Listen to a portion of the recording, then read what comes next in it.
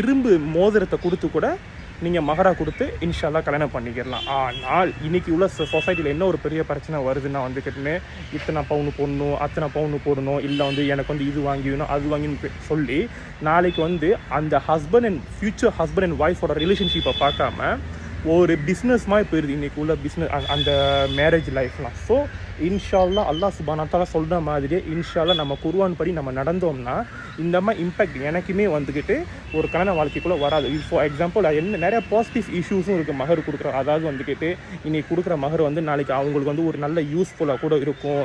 ரெண்டாவது வந்து ஒரு கௌரவமாகவும் இருக்கும் அந்த குடும்பத்துக்கு. மூணாவது வந்துக்கிட்டு நாளைக்கு அவங்க என்ன ஒரு கஷ்டத்தில் இருந்தாலும் சரி, இல்லை ஒரு நஷ்டத்தில் இருந்தாலும் சரி, இன்ஷால்லா வந்துக்கிட்டு இது ஒரு உதவியாக கூட இருக்கும். அதே சமயத்தில் ஒரு நெகட்டிவான இம்பேக்ட் என்ன போகுதுன்னா, இன்றைக்கி நீ இவ்வளோ மகர் கொடுத்தா தான் நான் என் பொண்ணை கல்யாணம் பண்ணி கொடுப்பேன், இல்லை நீ இவ்வளோ மகர் கொடுத்தா தான் நான் என் பையனை கல்யாணம் பண்ணி கொடுப்பேன்னு சொல்ல போகும்போது நாளைக்கு அவங்க குடும்பத்தார் வந்து பொண்ணு வீட்டோ இல்லை